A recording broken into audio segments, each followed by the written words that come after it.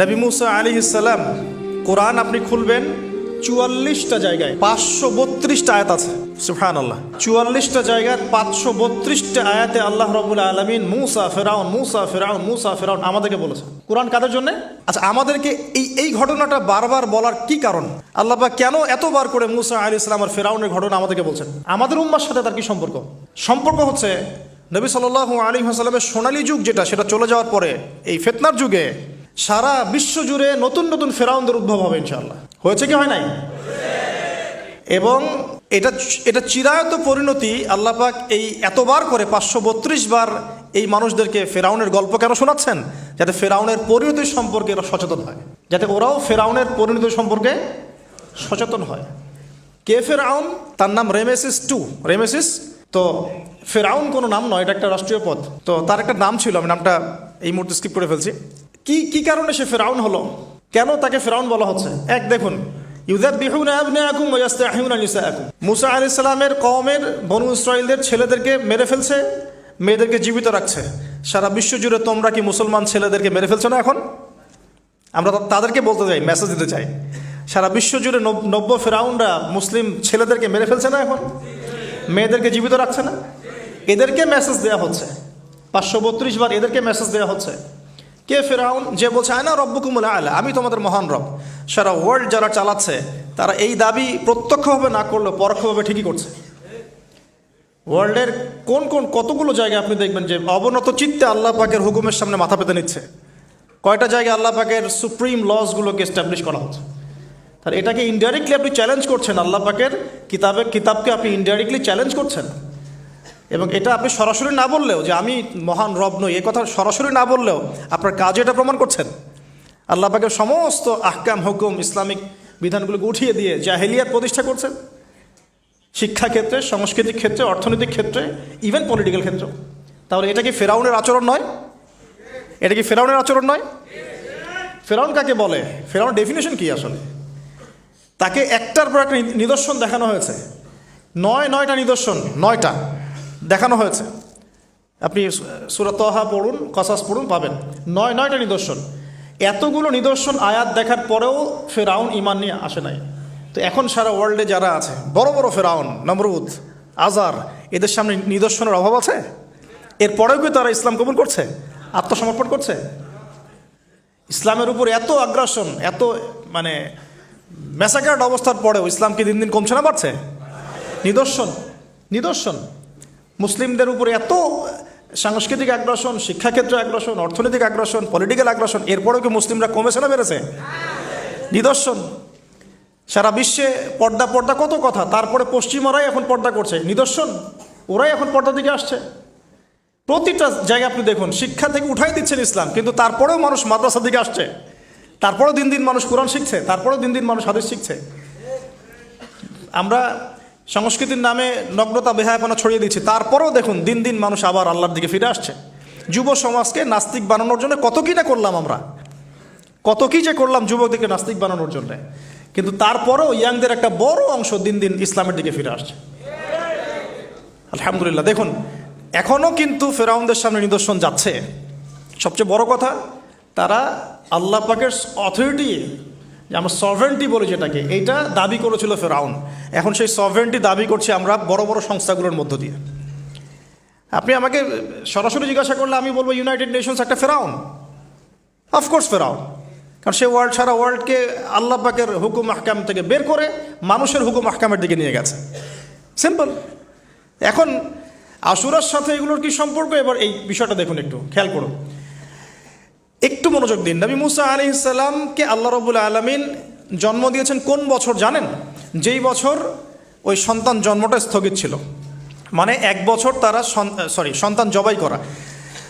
জ্যোতিষীরা বলেছিল একজন আসবে তোমার সিংহাসন কেড়ে নিবে। মুসা আলাইহিস সালামের নাম উল্লেখ করা হয় নাই।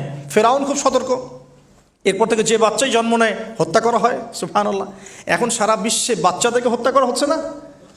আপনি ইয়েমেনের দিকে তাকান, সিরিয়ার দিকে তাকান, লেবানন, জর্ডান দেখেন, প্যালেস্টাইনের দিকে তাকান, আপনি প্যালেস্টাইনের দিকে তাকান, কতগুলো বাচ্চা, নিরীহ বাচ্চাদেরকে এত মারার পরেও আলহামদুলিল্লাহ আল্লাহ পাক ওইখানকার মাদের গর্ভে যমজ সন্তান দান করে। দেখবেন পৃথিবীর সবচেয়ে বেশি যমজ সন্তান হয় ছেলে সন্তান প্যালেস্টাইনে। সুবহান আল্লাহ পাকে দেখেন। তো মুসা আলাইহিস সালামকে আল্লাহ পাক জন্ম দিয়েছেন পরের বছর, মানে যে বছর জবাই করা চলছে তার পরের বছর মুসা আলাইহিস সালাম জন্ম নিয়েছে। এবার তার মা তো ভীত সন্ত্রস্ত, কি করবেন, কিভাবে হবে, ফেরাউন জানতে পারলে তো মেরে ফেলা হবে।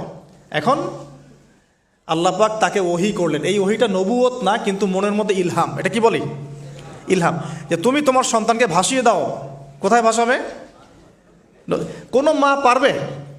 বলেন তো, মারা কেটে পারবে? ও মুসা আলাইহিস সালামের মায়ের কলবটা কেঁদে উঠলো। আল্লাহ পাক বলছেন, আমি যদি তার কলবকে দৃঢ় না রাখতাম সেই কাজ করতে পারতো না। সুবহানাল্লাহ। তার অন্তরকে দৃঢ় কে রাখে? আল্লাহ। আমরা সে আল্লাহর কাছে অন্তরের কলবের দৃঢ়তা কামনা করি। আমি এই জায়গা থেকে একটু মনোযোগ দিয়ে বুঝতে হবে, আস্তে আস্তে শেষ করে দিব। এবার আল্লাহ রাব্বুল আলামিনের শান এবং তার পরিকল্পনা দেখুন। আল্লাহ পাক মুসা আলাইহিস সালামের চেহারার মধ্যে মোহাব্বত, ভালোবাসা দিয়ে দিয়েছেন। মানে সুবহানাল্লাহ। অনেক মানুষ আছে না, বাচ্চা দেখলে মহব্বত জাগে, ভালো লাগে, খুব আদর করতে ইচ্ছা করে। ফেরাউনের ঘরে সন্তান নাই, তার স্ত্রী পানির ঘাটে বাচ্চা চলে আসলো। বাচ্চা দেখে সে বলছে, মাশাআল্লাহ, এত চমৎকার একটা সন্তান, ফুটফুটে বাচ্চা। ফেরাউনের কাছে নিয়ে গিয়ে বলছে, একে রেখে দেই, লা তাকতুলু, তাকে হত্যা করো না, আয়সা ইয়ানফাআনা আও নাত্তাখিযাহু ওয়ালাদা, তাকে আমরা রেখে দেই, হয়তো সে উপকারে আসবে, অথবা কোনো আমরা তাকে সন্তান হিসেবে গ্রহণ করতে পারি। তো ফেরাউন কিন্তু খুব সতর্ক ছিল। তারপরেও আল্লাহ পাক তারই ঘরে মুসা আলাইহিস সালামকে বড় করলেন। সুবহানাল্লাহ। আর মুসা আলাইহিস সালাম, ফেরাউনের স্ত্রী দুধও পান করছে না। তখন মুসা আলাইহিস সালাম একজন বোন আছে, সে গিয়ে তাদেরকে খবর দিল যে আমরা কি তোমাদেরকে হাল আদুল্লুকুম আলা মান ইয়াকফুলু, এমন একজনের কথা বলবো যে মুসাকে দুধ পান করাবে, এই বাচ্চাকে দুধ পান করাবে। আল্লাহ পাকের কি কৌশল, আল্লাহ পাক ওই মায়ের কোলেই আবার মুসা আলাইহিস সালামকে ফিরিয়ে দিলেন। এদিকে মায়ের দুধ খাচ্ছে, ফেরাউনের ঘরে বড় হচ্ছে, আবার ফেরাউন একটা বড় অঙ্কের হাদিয়া তার মাকে দিচ্ছে দুধ পান করানোর জন্য। সুবহানাল্লাহ। আল্লাহ পাকের পরিকল্পনা দেখেন। আমি আসলে বুঝাতে পারছি না ভাই, আমার ল্যাঙ্গুয়েজের প্রবলেমের কারণে মাফ করবেন। অনেক তথ্য মাথায় থাকলে কথা বলাও টাফ হয়ে যায়। তো সুবহানাল্লাহ, আল্লাহ পাকের পরিকল্পনা দেখুন। যে নবী মুহাম্মদ সাল্লাল্লাহু আলাইহি ওয়াসাল্লামকে মক্কা থেকে তাড়িয়ে দিচ্ছে মানুষ, আল্লাহ রাব্বুল আলামিন সেই মক্কা নবীর পায়ের সামনে এনে দিলেন। সুবহানাল্লাহ। মাত্র 8 বছরের ব্যবধানে। যে বদর যুদ্ধে মুসলিমদেরকে একদম নিঃশেষ করে দেওয়ার প্ল্যান করা হয়েছে, ওই বদরেই আল্লাহ রাব্বুল আলামিন আবু জেহেলের মৃত্যু লিখে রাখলেন। যে ইউসুফকে কুয়ায় ফেলে দিল তার ভাইরা, সেই ইউসুফকে আল্লাহ পাক সেখান থেকে রাজপ্রাসাদ, সেখান থেকে কারাগার, সেখান থেকে আবার নিয়ে আসলেন মিশরের পলিটিক্যাল পাওয়ারে। আল্লাহর পরিকল্পনা। যে ইয়াসরিব একসময় ইহুদিদের দাপটের জায়গা ছিল, ওই ইয়াসরিব মুসলিমদের পরতলগত করলেন আল্লাহ পাক হিজরত করিয়া। বাদশাহ নাজাশি আবিসিনিয়ায়, আমি তো মালয়েশিয়াকে একটা আবিসিনিয়া মনে করি, এখানে মাশাআল্লাহ এরকম পরিবেশ আছে, শান্তিপূর্ণ ইসলামী পরিবেশ। বাদশাহ নাজাশির এরকম পরিবেশ ছিল। বাদশাহ নাজাশি কিন্তু মুসলিম ছিল না, সে খ্রিস্টান ছিল। তারপরেও নবীজি বলতেন, বাদশাহ নাজাশির রাজ্যে কেউ জুলুমের শিকার হয় না। সুবহানাল্লাহ। যদিও সে মুসলিম ছিল না, ওখানে ইসলাম নিয়ে গেলেন আল্লাহ পাক, ওখান থেকে পুরো আফ্রিকায় ইসলাম ছড়িয়ে পড়লো। সুবহানাল্লাহ। এক খালেদ বিন ওয়ালিদ রাদিয়াল্লাহু আনহু, যার হাতে উহুদ যুদ্ধে বহু মুসলিমের প্রাণ গিয়েছে না, সেই মানুষকে আল্লাহ রাব্বুল আলামিন হেদায়েত দিয়ে 100টা যুদ্ধ করিয়েছেন। সুবহানাল্লাহ। আল্লাহ পাকের পরিকল্পনা আমরা বুঝতে পারবো না, আল্লাহ পাকের পরিকল্পনা আমরা বুঝতে পারবো না। মাকারু ওয়া মাকারাল্লাহ, তারা কৌশল করে, আল্লাহ পাকও পরিকল্পনা করে। দেখেন, এই যে প্যালেস্টাইন নিয়ে এত সমস্যা করছে না, আল্লাহ পাকের কি পরিকল্পনা। সুবহানাল্লাহ। আল্লাহ পাক সমস্ত জিউসদেরকে ওইখানে একত্রিত করেছেন। কেন জানেন? কেন জানেন? আল্লাহ পাক এই যে 1914 থেকে নিয়ে 2023 এই যে সালগুলো চলছে, 100 বছর, লাস্ট 100 বছরে সারা ওয়ার্ল্ডের জিউসদেরকে ওখানে একত্রিত কেন করেছেন জানেন? যেইভাবে আল্লাহ পাক ফেরাউনের দলবলকে লোহিত সাগরে ডুবিয়ে দিয়েছেন, ওইভাবে আল্লাহ পাক প্যালেস্টাইনিদের সবাইকে ডুবাবে ইনশাআল্লাহ। এটাও আল্লাহ পাকের একটা বড় পরিকল্পনা। এটা ওরা বুঝতে পারছে না, কিন্তু সময় সাক্ষী দেবে ইনশাআল্লাহ। দেখে নিন, আমরা 100% হলফ করে বলতে পারি এটা হবেই ইনশাআল্লাহ। এই কারণেই লাস্ট এই যে অটোম্যানদের ডিফিটের পর থেকে নিয়ে 1970 থেকে নিয়ে যে first world war, second world war করতে করতে সব জায়গা থেকে জিউসরাকে একত্রিত করেছে এখানে। বিকজ অফ লাস্ট একটা সর্বশেষ একটা ম্যাসাকার আল্লাহ পাক করবেন এদেরকে ইনশাআল্লাহ। কার হাতে? ঈসা আলাইহিস সালামের হাতে। আমাদের উম্মতের মধ্যে কে নেতৃত্ব দিবেন? ইমামুল মাহদি, যার নাম হবেন মুহাম্মদ। তার নাম কি? মুহাম্মদ। তার বাবার নাম আব্দুল্লাহ, তার মায়ের নাম হবে আমিনা। তো এটাও ক্লোজিং টাইম। এখন আসুন, তো আল্লাহ পাকের কি পরিকল্পনা। যৌবনকালটা আল্লাহ পাক মুসা আলাইহিস সালামকে ফেরাউনের ঘরেই কাটালেন। এবং আল্লাহ পাক মুসা আলাইহিস সালামকে দুটো গুণাবলী দিয়ে বড় করলেন। দুটো গুণাবলী মনে রাখবেন। এক হচ্ছে কওয়ী, তিনি শক্তিশালী ছিলেন, ফিজিক্যালি অনেক শক্তিশালী ছিলেন। আমিন মানে বিশ্বস্ত ছিলেন, কওয়ীউল আমিন। মনে থাকবে ইনশাআল্লাহ। আমরাও আল্লাহর কাছে দোয়া করি, আল্লাহ আমাদেরকে কওয়ী বানিয়ে দিন এবং আমিন বানিয়ে দিন, আমিন। এবার যৌবনে উপনীত হয়েছেন, টকবকা রক্ত, বাইরে বের হয়েছেন। বাইরে বের হয়ে দেখছেন যে দুজন ব্যক্তি লড়াই করছে, ইয়াক্তাতুলান রজুলান ইয়াক্তাতুলান, দুজন ব্যক্তি মারামারি করছে। একজন মিন শিয়াতি, তার বনু ইসরাইল কওমের মধ্যে, আরেকজন হচ্ছে আদুবি, তার শত্রুর মধ্যে। তো মুসা আলাইহিস সালাম গিয়ে সাহায্য করতে চাইলেন তার কম। আমরা বলি না দেশি ভাই সাপোর্ট দিই, তাই না?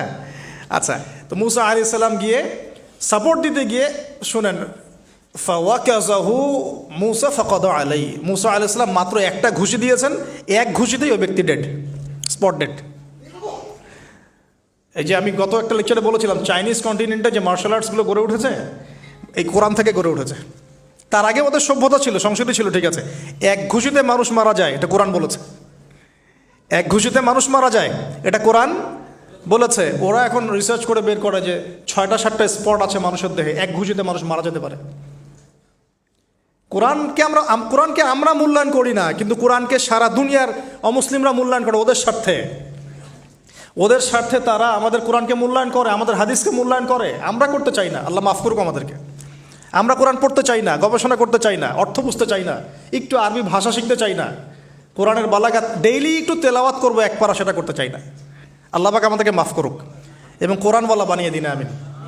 কথাগুলো বলার উদ্দেশ্য আপনাদেরকে আঘাত করা নয়, আমি জাস্ট আপনাদের কলবে একটু ধাক্কা দেওয়ার চেষ্টা করছি, যাতে করে আপনারা সবাই কোরআন তেলাওয়াত করেন ডেইলি এক পারা করে। আল্লাহ কবুল করে নেবেন। এবার আসুন দেখুন, এবার কি হলো, এটা ইন্টেনশনালি ছিল না, আনইনটেনশনালি মুসা আলাইহিস সালাম এখন কিন্তু মানে হত্যার অপরাধী হয়ে গেছেন, তাই না? ফেরাউন তাকে ধরার জন্য বের হয়েছে দলবল নিয়ে, ওকে ধরতে হবে, এবার অ্যারেস্ট করতে হবে। তো একজন এসে পরামর্শ দিল যে তুমি এখান থেকে চলে যাও, তুমি এই মিশর থেকে চলে যাও, বের হয়ে যাও, নাহলে ফেরাউনের বাহিনী তোমাকে পেলে ধরে ফেলবে। এবার মুসা আলাইহিস সালাম চলে গেলেন কোথায়? মাদিয়ান। কোথায় বলেন? অনেক দূরে মাদিয়ান। মাদিয়ানে গিয়ে তার না আছে কোনো শেল্টার, না গার্ডিয়ান, না কোনো খাবার, না পানি, কিছুই নাই।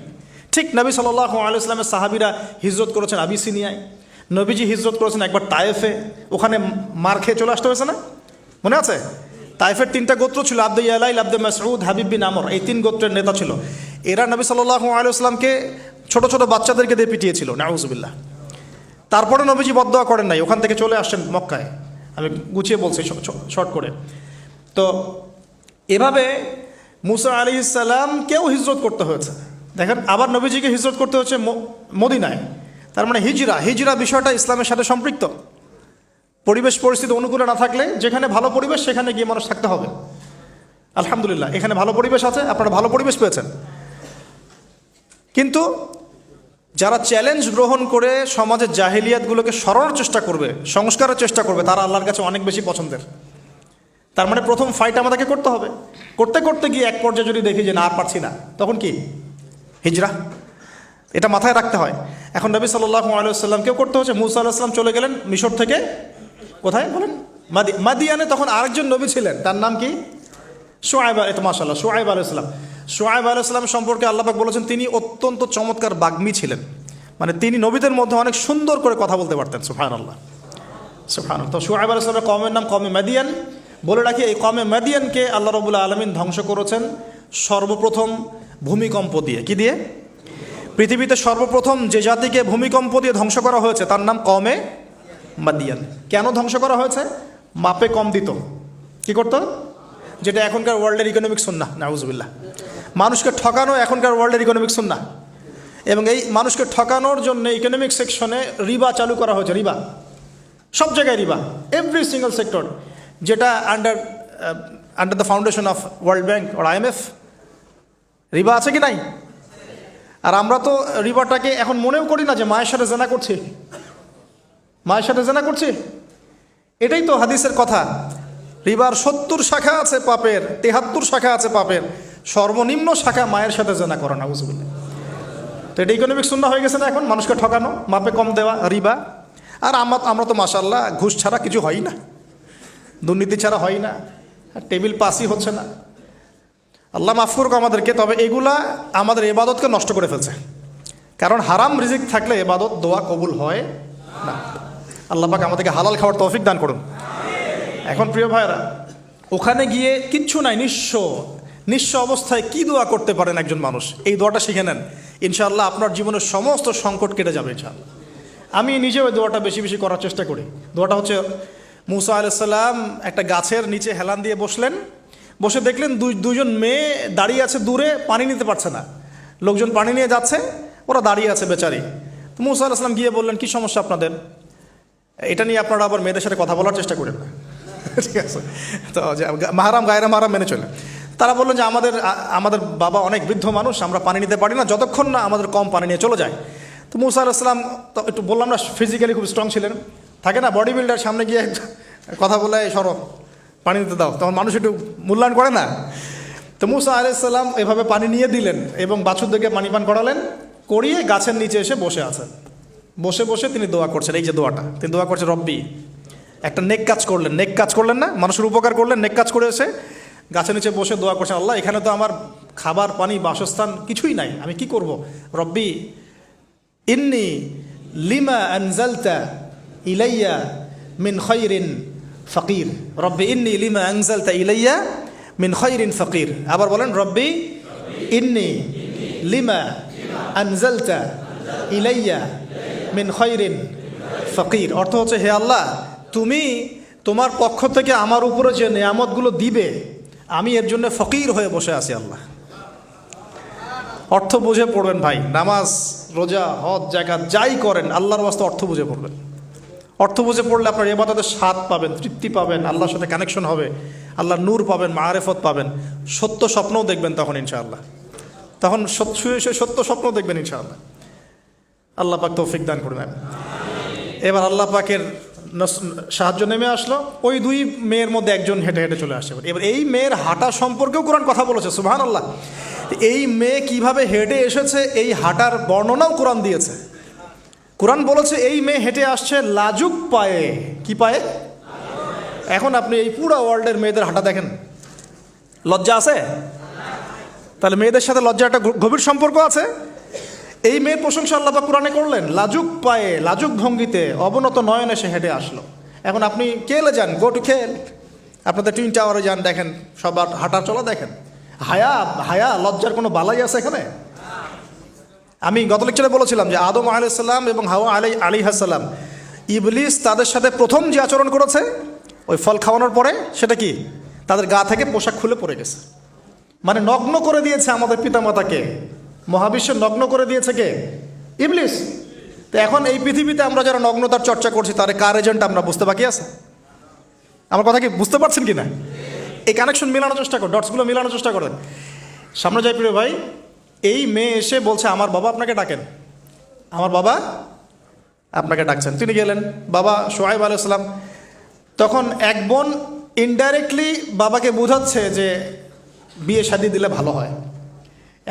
এক বোন বলছে যে আপনি তো তাকে পুরস্কৃত করতে চাচ্ছেন, তাহলে এইরকম কওয়িউন আমিন একজন মানুষকে সবচেয়ে ভালোভাবে পুরস্কৃত করা যায় তার যথাযোগ্য প্রতিদান দেওয়ার মধ্য দিয়ে। তো মেয়ের ইশারা বাবা বুঝেছেন, তিনি নিজের এক মেয়ের সাথে মুসা আলাইহিস সালাম বিয়ে দিলেন, সুবহানাল্লাহ। তবে শর্ত দিলেন, দেন মোহর কি? মোহর তো নাই। মোহর কি এবার? মোহর হচ্ছে 8 বছর তোমাকে আমার ফার্মে কাজ করতে হবে। এটা আগেকার একটা স্টাইল ছিল, সুন্নাহ। এটা এখন নাই, যদিও আগে এরকম ছিল যে দেনমোহর দেওয়ার জন্য এই একটা পদ্ধতি ছিল। যেমন ইয়াকুব আলাইহিস সালামের ক্ষেত্রেও এরকম 7 বছরের কথা আসছে, তিনি 7 বছর তার শ্বশুরের ফার্মে কাজ করেছেন। এটা নতুন ছিল না ওই সময়, এটা কমন ছিল। এখন যেমন আমাদের দেশে কমন 10 লাখ টাকা মোহর হবে, 10,000 টাকা দিব, বাকিটা সব বাকি, তাই না? তো এরকম আর কি কমন কিছু বিষয় থাকে আর কি। আস্তাগফিরুল্লাহ, মাফ করো। বলবে বাসরাতে, বলবে আমাকে মাফ করে দাও। শুরুতেই নিজের গায়রথহীনতার পরিচয় দিল। আবার এদিকে শ্বশুরের কাছে মাশাল্লাহ মোটা অঙ্কের ডোনেশন নিতে চাচ্ছে, যৌতুক। বিয়ে আমাদের ওখানে মাশাল্লাহ মানে কেনা বেচা, মেয়ে বিক্রি করতেছে আর ছেলে কিনতেছে।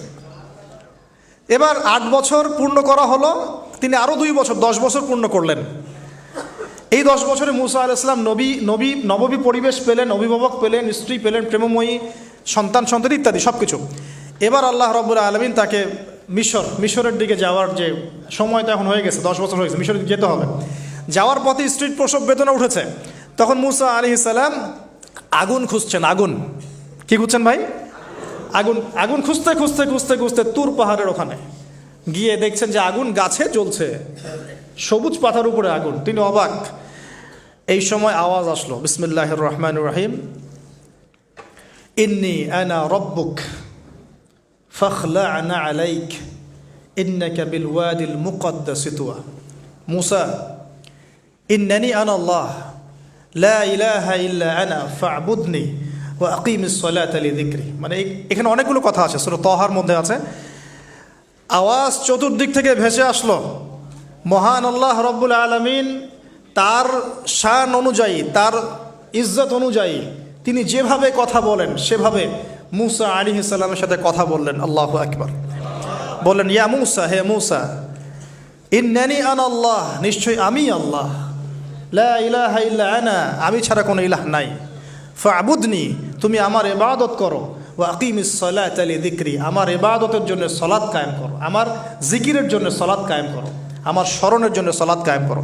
ফাখলা'না আলাইক, তোমার জুতা খুলে ফেলো, ইন্নাকা বিল ওয়াদিল মুকদ্দাসি তুয়া, তুমি তুয়া উপত্যকায় আছো, পবিত্র তুয়া উপত্যকায় আছো। আদব শেখানো হলো। এভাবে অনেক কথোপকথন হলো। নবী মুসা আলাইহিস সালাম ভয় পেয়ে গেলেন এবং আল্লাহ পাক আরও কথা বললেন, ওয়ামা তিলকা বিয়ামিনিকা ইয়া মুসা, তোমার ডান হাতে এটা কি? মুসা আলাইহিস সালাম বলছেন, ক্বালা হিয়া আসায়া আতাওয়াক্কাউ আলাইহা ওয়া আহুশু বিহা আলা গনামি ওয়া লিয়া ফিহা মাআরিবু উখরা। এটা তো আমার লাঠি, এটা দিয়ে আমি ডালপালা পারি, আমার ওই যে গবাদি পশু চড়াই। আল্লাহ পাক বলছেন যে এটা ছুঁড়ে মারো, আলকিহা ইয়া মুসা, এটা ছুঁড়ে মারো। ফালকাহা, তিনি ছুঁড়ে মারলেন, ফাইদা হিয়া হাইয়াতুন তাসা, এবং এটা ছোটাছুটি শুরু করলো, বড় একটা সাপ হয়ে গেল। সুবহানাল্লাহ। এগুলো কোনো গাল গল্প নয়, এগুলো আল্লাহ রাব্বুল আলামিনের মুআজিজা, মুআজিজাতুল কুবরা, এটা বড় মুআজিজা। তিনি পিছনের দিকে দৌড়ানো শুরু করলেন সাপ দেখে, খাইফা ইয়াতারাক্কাব, মানে ভয়ে দৌড়ানো শুরু করলেন। আল্লাহ পাক বলছেন, লা ইয়াখাফু লাদাইনাল মুরসালিন, আমার কাছে রসুলগণ ভয় পায় না, তুমি ভয় পেও না, তুমি ওটাকে ধরো পিছন থেকে, সেটা আবার লাঠি হয়ে যাবে। পিছন থেকে হাত দেওয়া হলো, লাঠি হয়ে গেল। সুবহানাল্লাহ। এবার বলছেন যে তুমি তোমার বগলের নিচে হাত ঢুকাও। মুসা আলাইহিস সালাম বগলে হাত ঢুকালেন, বের করলেন, হাত থেকে টর্চ লাইটের মতো আলো বের হওয়া শুরু হলো। এটা দ্বিতীয় নিদর্শন। কেন দেয়া হলো নিদর্শন? এবার আল্লাহ পাক তার দায়িত্ব তাকে বলছেন, তোমাকে নিদর্শনগুলো কেন দিলাম, তোমাকে মনোনীত কেন করলাম, কেন তোমাকে মনোনীত করলাম মুসা, তোমার কাজটা কি? তোমার কাজ এখন এইটা, ইযহাব ইলা ফিরআউনা ইন্নাহু তাগা, তুমি ফিরআউনের কাছে যাও। ফিরআউন সীমা লঙ্ঘন করেছে, মনে আছে ফিরআউনের কথা? সীমা লঙ্ঘন করেছে। তখন মুসা আলাইহিস সালাম তার অপারগতা প্রকাশ করছেন এভাবে। তিনি বলছেন, আল্লাহ, আমার তো জিহ্বায় জড়তা আছে, আর আমি তো ওখানে এক ব্যক্তি, আমার খুনের অভিযোগ আমার কাঁধে, আমি এখন কিভাবে কি করব আল্লাহ? তখন আল্লাহ রাব্বুল আলামিন বলছেন, এই দোয়াটা করো। কোন দোয়া? মুসা আলাইহিস সালাম করলেন, রব্বি ইশরাহ লি সদরি, হে আল্লাহ আমার বক্ষ প্রশস্ত করো, ওয়াসসির লি আমরি, আমার কাজকে সহজ করে দাও, ওয়াহলিল উকদাতাম মিন লিসানি, আমার জিহ্বার সমস্ত জড়তা দূর করে দাও, ইয়াফকাহু কাওলি, যাতে মানুষ আমার কথা বুঝতে পারে। আমার পরিবারের মধ্য থেকে ওয়াজআলনি ওয়াজিরাম মিন আহলি, আমার পরিবারের মধ্যে একজন ওজির আমাকে দাও, সাথী। হারুন আখি, আমার ভাই হারুনকে দান কর। সুবহানাল্লাহ। তা হারুন আলাইহিস সালামকে নবুয়ত দেওয়া হলো। দুজনকে আল্লাহ পাক এখন বলছেন, ইযহাবা ইলা ফিরআউন, তোমরা দুজন এখন ফিরআউনের কাছে যাও। ফাইন্নাহু তাগা ফাকুলা লাহু কাওলান লাইয়িনা, তবে তাকে গিয়ে কর্কশ ভাষায় কথা বলবে না, নরম স্বরে কথা বল। দায়ীদের এখানে সুন্নাহ, দায়ীদের জন্য শিক্ষা আছে, দায়ী আলেম যারা মুবাল্লিগ তাদের শিক্ষা আছে। ফিরআউনের সামনে গিয়ে দাওয়াত দিলেও কীভাবে দিতে হবে? ফাকুলা লাহু কাওলান লাইয়িনা, নম্রভাবে কথা বলো। লাআল্লাহু, কেন নম্রতার সাথে? লাআল্লাহু ইয়াতাযাক্কারু আও ইয়াখশা, হয়তোবা নম্রতা প্রদর্শন করলে সে উপদেশ গ্রহণ করতে পারে, অথবা সে আল্লাহকে ভয় করতেও পারে। আল্লাহ পাক তো আগে থেকে জানেন সে ঈমান আনবে না, তারপরেও আমাদের আদব শিখাচ্ছেন আল্লাহ পাক এখানে। তারা দুজন চলে গেলেন, দাওয়াত দিলেন। ফিরআউন মশকরা করছে,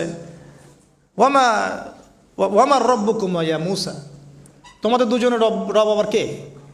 হ্যাঁ, মুসা আলাইহিস সালাম বুঝাচ্ছেন, রব্বি আল্লাযী, আমার রব সেই রব যিনি জীবিতকে মৃত করেন, মৃতকে জীবিত করেন, ইত্যাদি।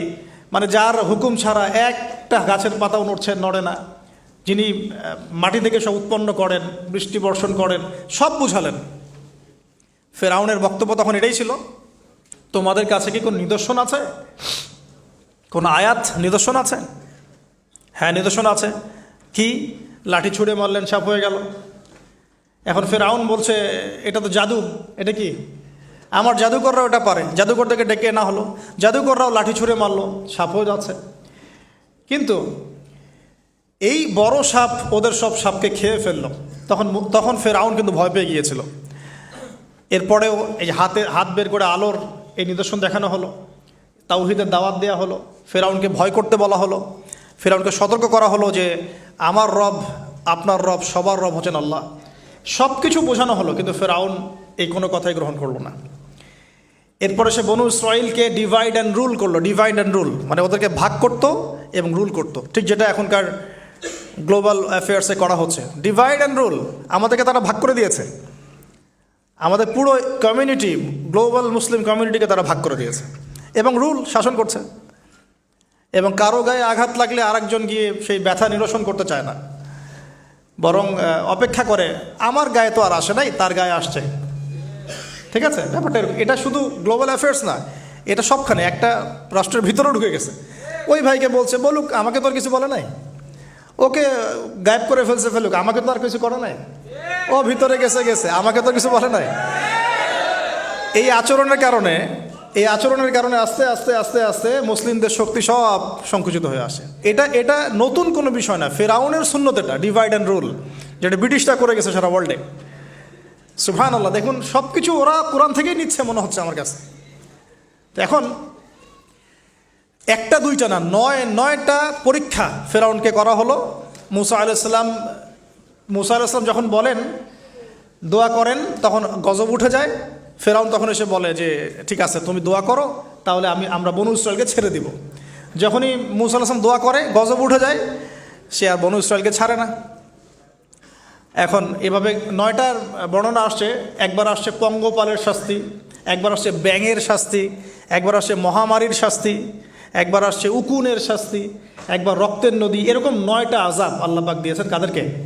এই ফেরাউনের সম্প্রদায়। সর্বশেষ, আমি লম্বা করলাম না, সর্বশেষ যেটা হয়েছে, কারণ আমি কনক্লুশনে কিছু পয়েন্ট বলবো। সবশেষে যেটা হলো 20 বছর, কত বছর? প্রায় 20 বছর জুলুম করলো ফেরাউন দাওয়াত পাওয়ার পরে। প্রায় 20 বছর। দাওয়াত পাওয়ার আগের কথা তো বাদ, ইসলামের দাওয়াত পাওয়ার প্রায় 20টা বছর সে বনু ইসরাইলকে এভাবেই টর্চার করতে থাকলো। 9টা নিদর্শন আসলো, কোনোটাই সে গ্রহণ করলো না। এবং সর্বশেষ তার কল ছিল যে আমি ছাড়া তোমাদের কোনো রব আছে এটা আমি জানি না, নাউজুবিল্লাহ। এবং সূরা নাবার মধ্যে আল্লাহ বলেছেন যে ফেরাউন বলেছিল আনা রব্বুকুমুল আ'লা, আমি তোমাদের মহান রব, নাউজুবিল্লাহ। এই ছিল ফেরাউনের শেষ স্টেটমেন্ট। এবার মুসা আলাইহিস সালাম বনু ইসরাইলকে নিয়ে চলে যাচ্ছেন মিশর থেকে। ফেরাউন দলবলে ধাওয়া করছে, সামনে সাগর আর পিছনে ফেরাউনের বাহিনী। মুসা আলাইহিস সালাম এখানে বনু ইসরাইলকে নিয়ে একটা রিম রক বলি আমরা, যেটা পাহাড়ে উঠতে সামনেও যেতে না পারে, পিছনেও যেতে না পারে, এরকম একটা অবস্থা। এই সময়ে মুসা আলাইহিস সালামের গোত্রের কিছু মানুষ বলেছিল যে ইয়া মুসা ইন্না লামুদরাকুন, হে মুসা আমরা তো ধরা পড়ে গেলাম, আমরা মনে হয় আজকে ধরা পড়ে গেলাম।